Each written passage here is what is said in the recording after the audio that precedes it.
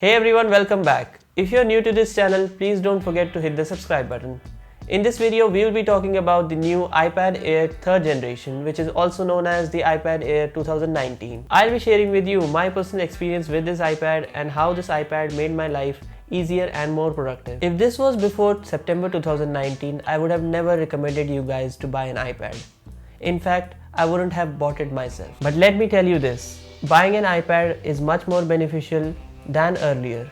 This is due to the fact that Apple in its recent event launched the iPad OS, which is nothing but a dedicated operating system for iPad. Before September 2019, all iPads had the same operating system as that of iPhones. So it was nothing but just a big screen. But now we have dedicated applications specifically designed for iPads. So this was all about the basics. Now let's talk more about the iPad Air 3rd generation.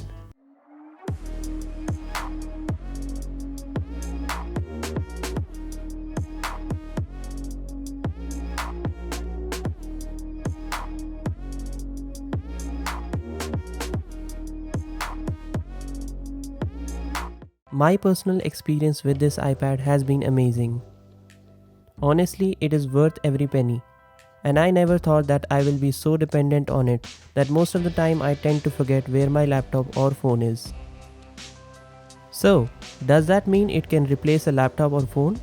Well, certainly not. Now, let's talk about the iPad's features. It packs a great A12 Bionic chip, which will easily handle your day-to-day tasks as well as heavy work like editing and gaming.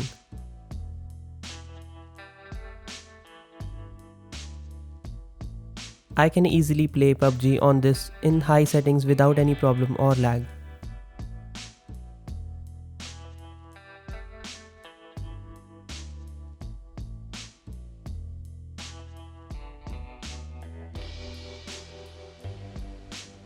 It has Apple Pencil 1st generation support, which makes it easier to take notes and create artworks with. Note taking has never been so easy. Note taking in iPad helps you in saving paper and all your notes are right with you anywhere you go.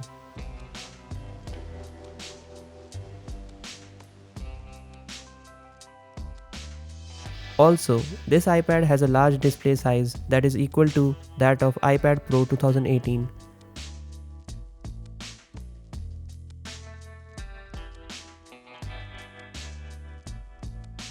I won't only brag about the pros of this iPad, it certainly has some cons as well. The first major disadvantage of this iPad is the screen glare, or what we call screen reflections. These reflections are very evident in broad daylight as well as in a well-lit room. You need to increase the brightness to get rid of it to some extent, but it can't be avoided completely. Second big disadvantage that I feel in this iPad is the camera quality. I understand that obviously the camera quality is the least thing that you expect from an iPad, but obviously we need a good cam for FaceTime and other apps. It could have a better quality, no doubts. Another major thing which I feel could have been improved in this iPad is the USB-C compatibility.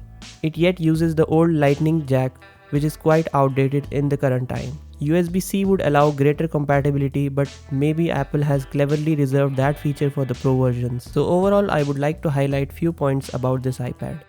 I personally love my iPad so much that I can't go anywhere without it. I use WhatsApp and other social websites on it as well. Therefore, I would definitely recommend you people to go for iPad Air 2019 if you are planning to buy an iPad in 2020. The Pro versions definitely pack a beast-like specs, but not everyone needs those high-end specs. So iPad Air 2019 is a great median option for everyone. Thanks for watching and please don't forget to share the video. And I'll see you next time.